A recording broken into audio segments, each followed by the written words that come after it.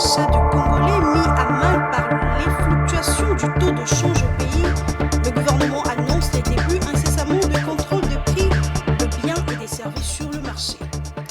Et puis, à l'international, le ministère togolais de Finances a dévoilé les résultats de ses recettes pour le premier trimestre de l'année 2023. Le chiffre atteint en cette période sont de 219,87 milliards de francs CFA à la satisfaction des autorités.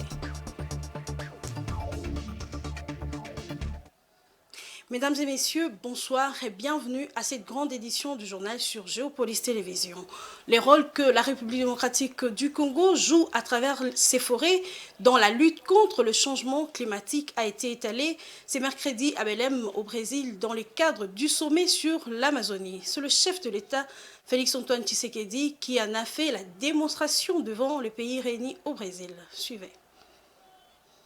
C'était ce 9 août, au deuxième et dernier jour de ce sommet des 8 pays signataires du pacte d'Amazonie, que le chef de l'État congolais a fait la démonstration du potentiel et le rôle que les forêts congolaises peuvent jouer pour lutter contre le changement climatique. Devant ses homologues, Félix Tshisekedi a indiqué que la République démocratique du Congo est le deuxième massif forestier du monde. Avec ses 155 millions d'hectares de forêt qui couvrent l'équivalent de 67% du territoire national, le Congo représente à lui seul le 10% des forêts tropicales du monde, près de 38% des forêts africaines et environ 60% de celles du bassin du Congo. Le massif forestier de la RDC séquestre également près de 25,5 gigatonnes de gaz à effet de serre quotidiennement, dont les 3/4 sont concentrés sur 43% de la superficie du pays. Pour Félix Tshisekedi, à cet énorme massif forestier s'ajoutent des vastes étendues de tourbières couvrant environ 101 500 km du territoire national. Son atout principal demeure sa capacité d'absorption de carbone qui se chiffre à près de 1,5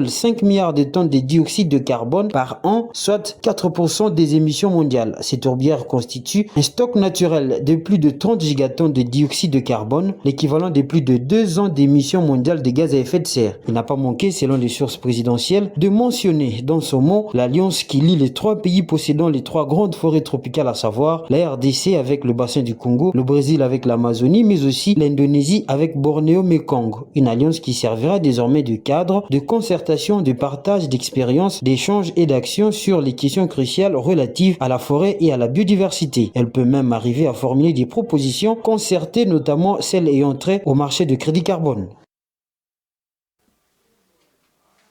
Développement du secteur minier de la République démocratique du Congo, l'exécutif chinois rassure le gouvernement congolais de son accompagnement. C'est ce qu'a indiqué Nishimura Yasutoshi, le ministre japonais de l'économie, du commerce et de l'industrie, à la tête d'une délégation importante à l'issue d'une audience lui accordée par le Premier ministre ce jeudi. Suivez. La République démocratique du Congo est très riche en ressources naturelles. Vous avez également une population de près de 100 millions d'habitants et vous avez un fort potentiel de croissance. Et le Japon souhaite renforcer la coopération entre les deux pays. L'an dernier, nous avons accueilli Madame la ministre des Mines, Nsamba, au Japon afin de élargir notre champ de coopération dans le domaine minier. Nous avons signé une déclaration conjointe. Et ensuite, nous avons également organisé une conférence minière au Japon. Et c'est dans ce contexte que je suis ici aujourd'hui afin d'élargir davantage notre coopération. La JOGMEC et le ministère congolais des Mines ont signé un accord afin de promouvoir davantage la coopération et avec monsieur le Premier ministre Samalanka, nous nous sommes mis d'accord également pour élargir nos coopérations. L'étape suivante serait d'envoyer une mission conjointe publique-privée japonaise à votre pays dans moins d'un an. Et ainsi, nous avons déjà eu des coopérations avec les minerais tels que le cuivre et le cobalt et nous souhaitons développer aux autres minerais tels que le lithium et notamment son exploration. Et nous nous sommes mis d'accord également avec Monsieur le Premier ministre. Le Japon souhaite apporter des contributions dans des domaines larges tels que les investissements, la formation, transfert technologique, la construction de chaînes d'approvisionnement et infrastructures, entre autres. Et je souhaite ainsi construire une relation gagnant-gagnant avec la République démocratique du Congo. Autre chose, à présent, après sa nomination par ordonnance présidentielle à la tête du cadastre minier comme directeur général, Paul Mabolia Yenga a procédé à la remise et reprise ce mercredi 9 août 2023, comme le veut la tradition, avec son prédécesseur. Le promu remplace à ses postes l'inamovible Jean-Félix Moupandé, Kapwa en poste depuis 18 ans. De plus amples détails avec Dieudonné Boinali.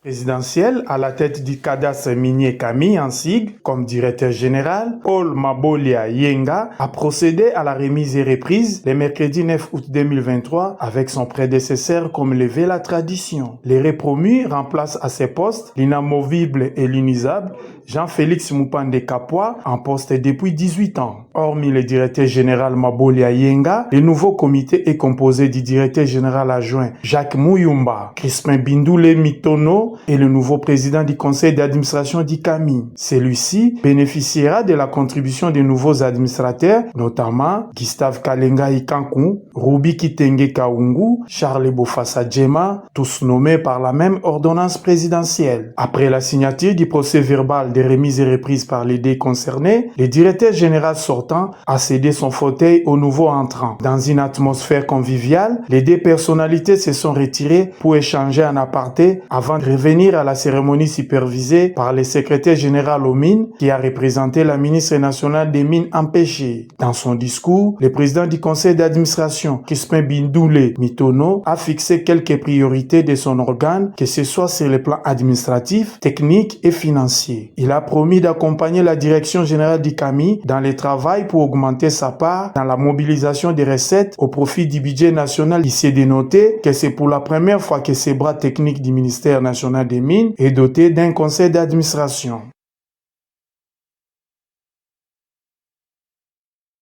Je l'ai annoncé dans le sommaire. Comment renforcer le pouvoir d'achat des Congolais mis à mal par la fluctuation du taux de change au pays, malgré une légère appréciation de la monnaie nationale? La question était au cœur de la réunion du comité de conjoncture de ce mercredi présidé par le Premier ministre Sama Lukonde. Le gouvernement annonce les débuts incessamment des contrôles rigoureux des prix de biens et services sur le marché. Suivez. Nous avons assisté à la réunion du comité de conjoncture présidé par le Premier ministre, son Excellence Sama Lukonde. Cette réunion a tourné autour de la question sensible de l'ère. Ça fait depuis 3 semaines que le gouvernement, à travers la Banque centrale, est intervenu directement sur le marché de change. Et je crois que la population congolaise et tous ceux qui vivent dans notre pays apprécient cette appréciation du franc congolais et nous allons vers la stabilisation de notre monnaie qui est l'attribut de souveraineté pour un pays. Mais ceci dit, nous avons eu des mesures additionnelles. De la part de la Banque centrale, il y a une mesure phare qui a été prise aujourd'hui, toujours dans le cadre de renforcer cette stratégie que la Banque centrale est en train d'appliquer pour vaincre ce combat contre la spéculation sur notre monnaie et contre la dollarisation de notre économie. Au niveau du gouvernement, il y a d'autres mesures aussi qui ont été prises et que le Premier ministre et les membres du comité de conjoncture ont avalisé aujourd'hui, c'est que nous devons réguler l'économie. La régulation appelle des initiatives de production. Nous avons aussi décidé que nous n'allons pas laisser faire comme dans une jungle. Le contrôle économique sur les prix doit se faire et de manière sérieuse.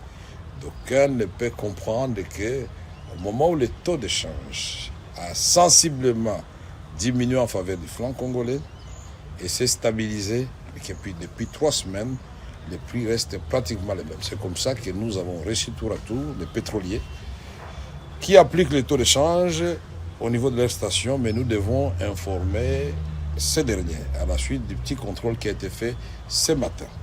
Il y a une pratique qu'ils doivent bannir, c'est-à-dire vous achetez du carburant de $100 à 22 500, mais tout de suite après les $100 sont échangés derrière la maison chez un cambiste à un taux très élevé.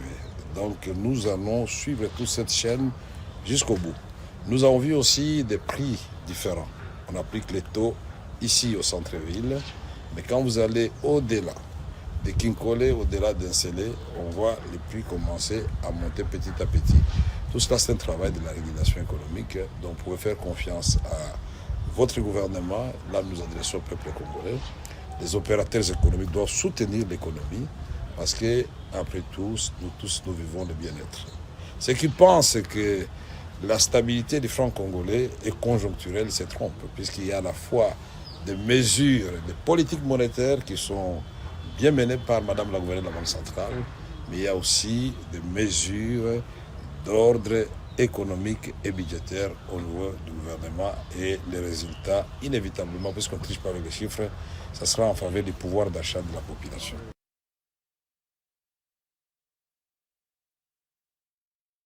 Toujours dans le même cadre, la Banque centrale du Congo resserre davantage sa politique monétaire en relevant son taux directeur de 11% à 25%. La décision a été prise le mardi 8 août 2023 à l'issue d'une réunion extraordinaire du comité politique monétaire sous le leadership de Mme Kabedi Malangou Mbouyi, considérant la persistance de chocs et des risques internes et externes auxquels l'économie nationale continue de faire face. Le comité a recommandé le maintien de la vigilance dans la politique monétaire. C'était une brève et une autre brève dans ce journal. Comme annoncé par la centrale électorale, la publication de la liste provisoire des candidatures recevables et irrecevables à l'élection de députés nationaux prévue le 9 août a été reportée pour une date ultérieure. La cause, le nombre élevé de candidatures reçues à la fermeture de bureaux de réception et de traitement des candidatures comparativement aux cycles électoraux passés, la difficulté logistique du ramassage et de remontée des dossiers physiques. Passons à présent à autre chose. Le gouverneur de la province du Haut-Katanga, Jacques Kiabula Katwe, a remis officiellement ce jeudi 10 août 2023 l'étendard au nouveau commissaire provincial de la police nationale congolaise du Haut-Katanga, le général Dieudonné Odimba Okito. La cérémonie s'est déroulée devant le bâtiment du 30 juin en présence de plusieurs personnalités politiques, militaires, policières et judiciaires. Suivez. Je vous remets cet étendard, symbole de commandement, que vous défendrez jalousement jusqu'au sacrifice suprême. Sincères félicitations. À vos ordres.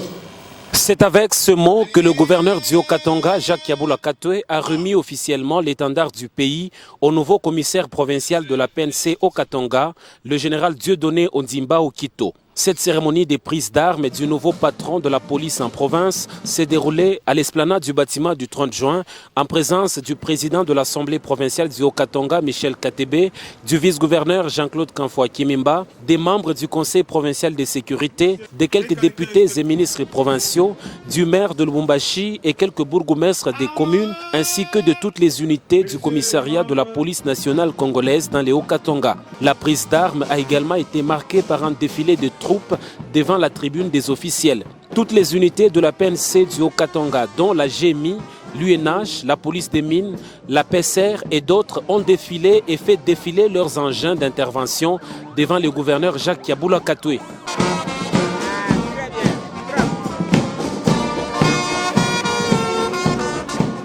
Il faut noter que cette remise officielle de l'étendard au nouveau commissaire provincial de la PNC du Haut-Katanga, le général Dieudonné Odimba Okito, intervient quelques jours après la remise et reprise avec le commissaire sortant, le général Louis Ségon Karawa. Quittons à présent la République démocratique du Congo pour la page internationale.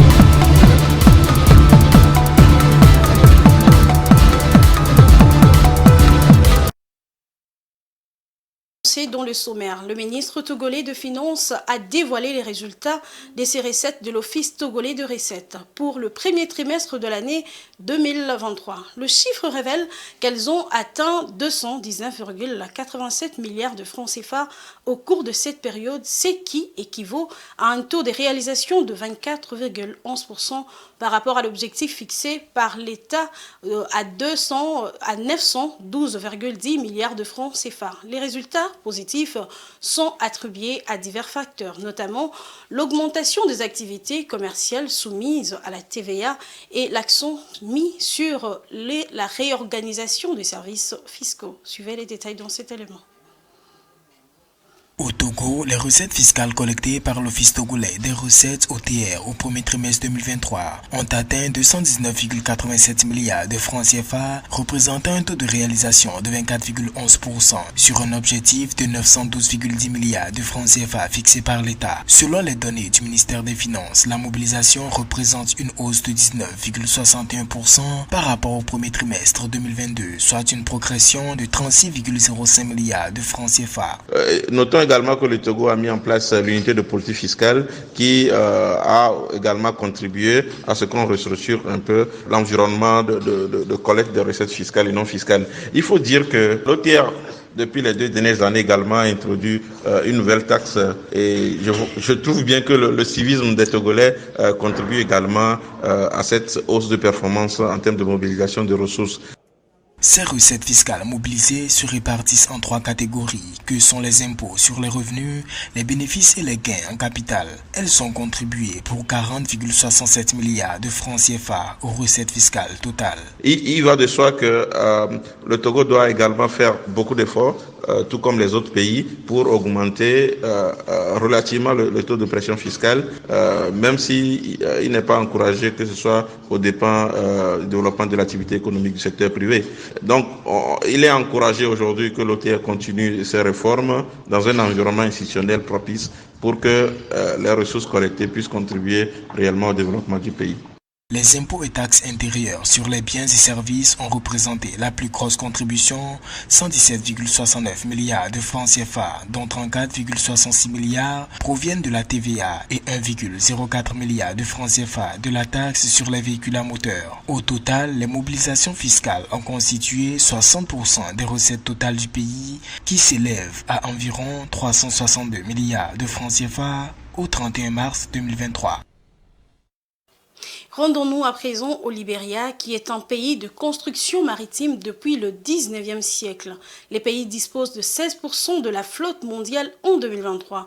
Les pays détient en plus de cela les registres maritimes au monde riche de plus de 5000 navires. En 2022, l'industrie maritime a contribué à 30 millions de dollars au budget national, selon des chiffres de l'autorité maritime du Libéria. Suivez.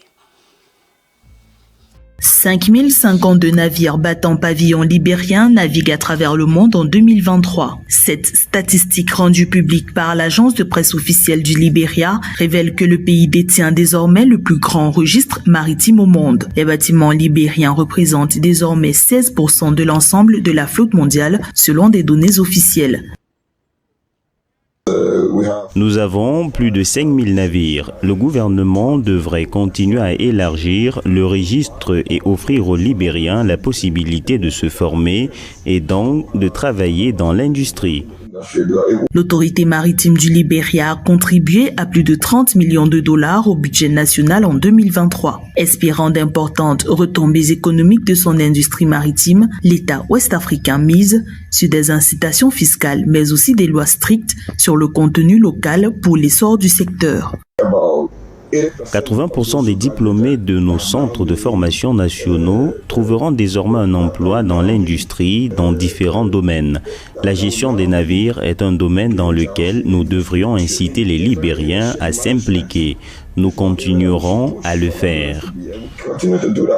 Le Libéria répond d'une longue histoire de construction maritime. Au milieu du 19e siècle, le pays possédait une flotte de 300 voiliers, exclusivement libériens. Avec une flotte jeune de 12,6 ans en moyenne, le Libéria a renforcé sa réglementation en matière de construction maritime en 2023, fixant à 5 ans les certificats de sécurité de construction assorti de contrôles de fonds obligatoires tous les 18 mois.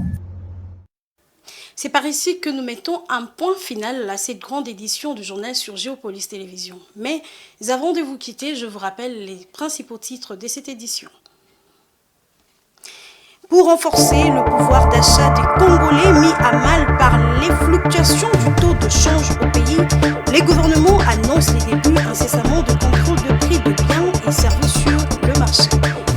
Et à l'international, vous avez suivi, le ministre togolais de Finances a dévoilé les résultats de ses recettes pour le premier trimestre de l'année 2023. Les chiffres atteints en cette période sont de 219,87 milliards de francs CFA à la satisfaction des autorités. Nous voici arrivés à la fin de cette grande édition du journal, mesdames et messieurs. Merci de l'avoir suivi et surtout restez branchés sur Géopolis Télévision. Au revoir.